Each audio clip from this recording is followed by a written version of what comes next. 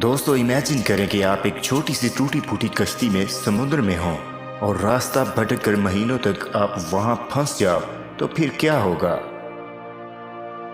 मगर क्या आपको मालूम है कि दुनिया में एक शख्स ऐसा भी था जो समुद्र में 1, 2 या 4 माह नहीं बल्कि पूरे 13 माह तक अपनी एक छोटी सी कश्ती पर अपनी जिंदगी और मौत की कश्मकश में फंसा रहा।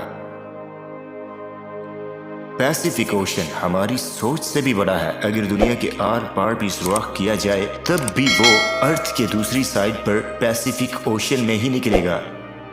दोस्तों क्या आप जानते हैं दुनिया में टोटल 5 ओशन हैं, जिनमें सबसे बड़ा ओशन पैसिफिक ओशन है और ये 165 मिलियन स्क्वायर किलोमीटर तक फैला हुआ है। और मजे की बात यह है कि हमारी इस पृथ्वी का खुश्क हिस्सा 145 मिलियन स्क्वायर किलोमीटर है। इस पूरे समुद्र में चंद आइलैंड मौजूद हैं जो एक डाट के बराबर दिखाई देते हैं और ये वो आइलैंड है जिस पर किसी भी इंसान ने आज तक कदम नहीं रखा। 17 नवंबर 2012 को जोस सेल्वाडोर अपने एक नौजवान साथी एजुकेट कोर्डोबा के साथ मछलियों के शिकार के लिए जनूबी मैक्सिको के बहरुल काहिल से रवाना होता है। ये दोनों माहीगीर समुद्र में 3 घंटे तक शिकार करने का मंसूबा बनाकर निकलते हैं।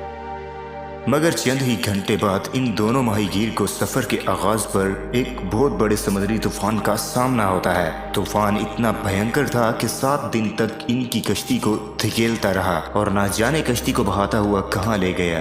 ये दोनों दोस्त उस रास्ते से भटक गए।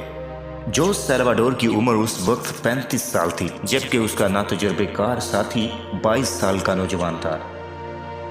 दोनों को तूफान का इल्म पहले से ही था, मगर वो इससे भी भयंकर तूफानों का सामना कर चुके थे। उनकी बोट के इंजन के साथ साथ उनको रेडियो और दूसरे आलात से भी हाथ धोना पड़ा। सब कुछ पानी के अंदर बह गया। कश्ती पर एक भी कवर बाकी नहीं, बस एक आइस बॉक्स और एक मछली पकड़ने वाला संदूक और एक बकेट इनके पास मौजूद थी।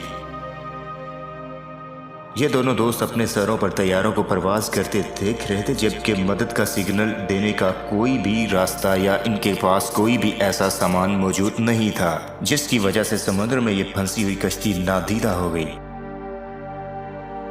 खाने को दर हकीकत समुद्र में मौजूद हर छोटी चीज उन्हें खुराक का जरिया मालूम होने लगी। समुद्री कछुए, छोटी शार्क और मछलियां, ये दोनों दोस्त उनके गले काट कर खून पी लेते और उनकी हालत बेहतर हो जाती। मगर ज्यादातर दोनों दोस्तों को खुराक से महरूम रहना पड़ा।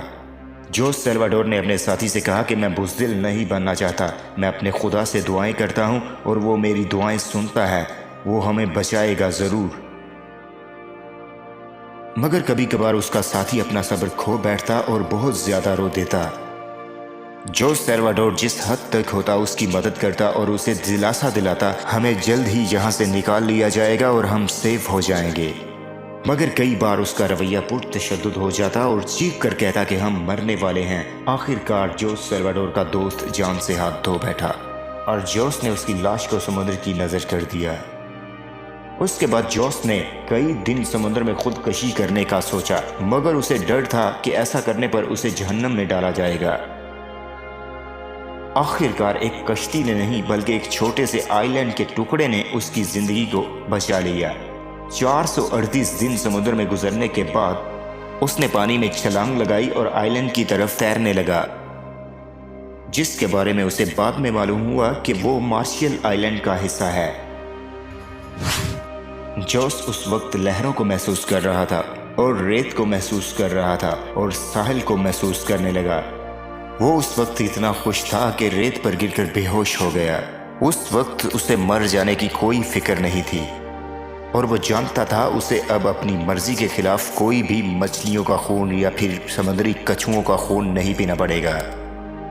जोस को आइलैंड के करीब के लोगों ने उठा लिया और उसके बाद उसे पानी पिलाने को दिया गया, जिसके पीने के बाद उसकी तबीयत खराब होने लगी।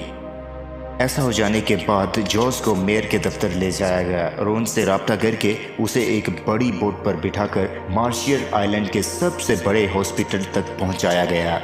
फटे पुराने कपड़ों और बिखरे बालों के साथ जब जोस कश्ती से बाहर निकला, उसका सामना कैमरों और सहाफियों से हुआ।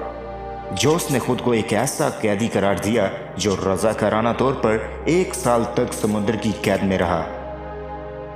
और उसे उस वक्त कुछ समझ नहीं आ रहा था कि कैसे रवैये का मुजाहरा करे, और वो बहुत खौफज़दा था। उसे लोगों से डर लग रहा था। इतने अरसे तक तन्हा रह जाने के बाद उसे बात करने की हिम्मत नहीं हो पा रही थी। उसके बाद जोस ने मैक्सिको में अपने दोस्त की मां से मुलाकात की और उसे बताया कि उसका बेटा अब इस दुनिया में नहीं रहा, और फिर वो एल सल्वाडोर में मुंतकिल हो गया, और फिर से उसने कभी मछली का शिकार करने की कोशिश नहीं की। और उसने बताया कि अब भी रातों को वो समुद्री तूफान और वो समुद्र के अंधेरे में गुजरी हुई मेरी रातें मुझे याद आती हैं और उसे डरा जाती हैं।